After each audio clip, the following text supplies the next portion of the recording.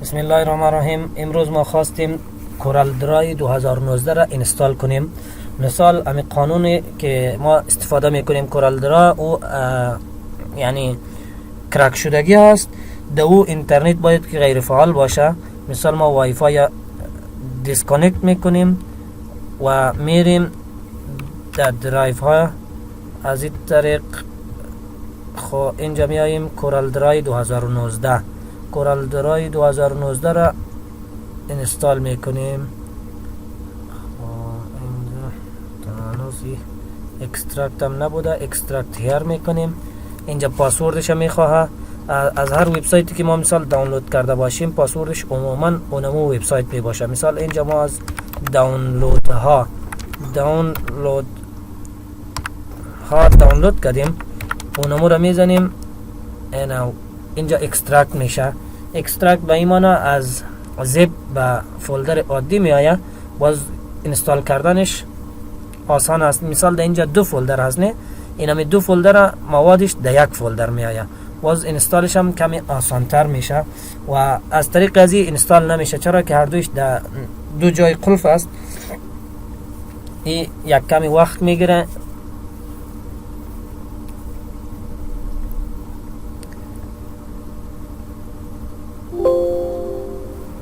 اینا خلاص شد. میاییم در اینجا استاپش است. اینا می استاپ است. خب اینا میره اوکی میکنیم. خب یس.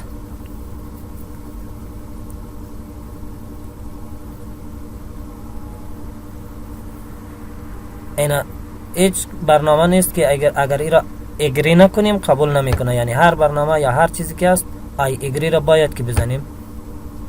خب اینجا میگه سریال نمبر. مثال ما سریال نمبر از اینجا میگیریم. این کیگن اینجا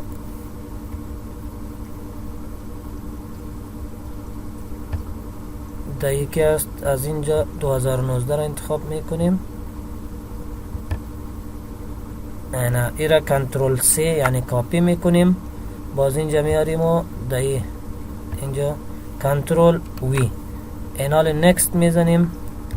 اینمی تایپیکل سایسته اینمی را میزنیم.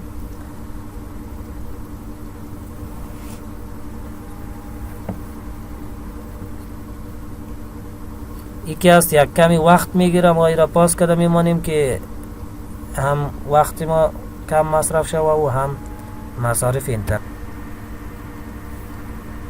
یک کمی وقت میگیره.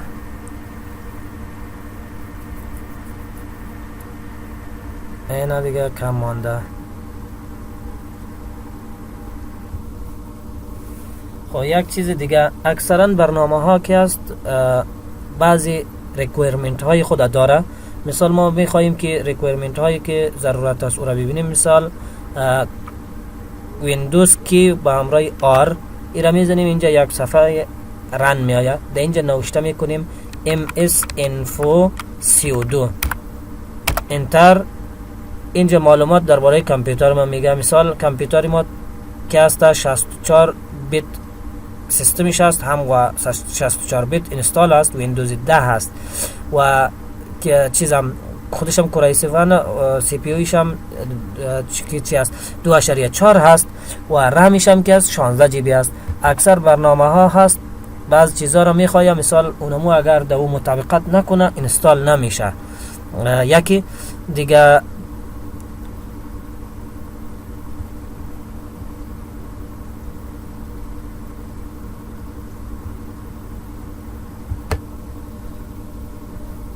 اینا اینستال شد.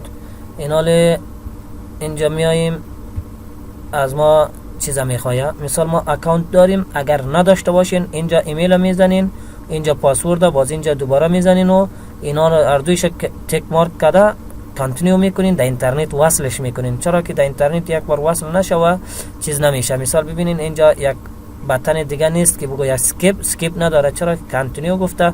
اینا ما کانتینیو را بزنیم کار نمیته. مثال ببینین اینا کار نمیته.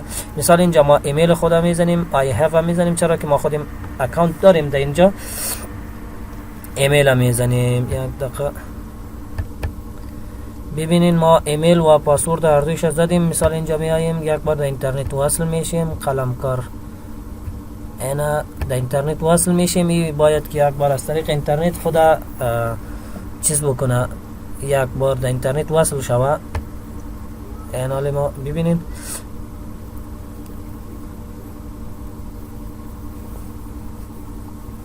اگر شما ایمیلش در این مثال راجستر نباشین، باز در اون صورت از اون طریق اولی میزنین. ما مثال راجستر هستیم، ایمیل میزنیم به همراه پاسوردش، بازی ساین این میشه، بعد از او کورل واز میشه، برنامه کورل درا. یک کمی وقت میگیره به خاطر که اینترنت ما نو چیز کردیم، اکثر چیزا در دانلود و بعض چیزا هست. ببینین اینا از ما فینیش گفت، مثال اینا ایرا فینیش زدیم. اینجا که است رینیو این چی چرا میده؟ خب پاسورد ما کلوز فینیش. خب بعض وقت هم تو مشکلات خود داره، میاییم یک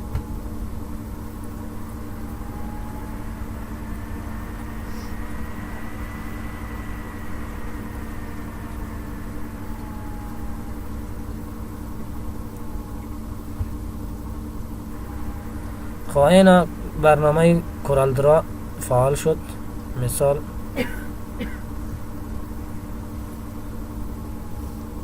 یک کمی بیزی است می آید.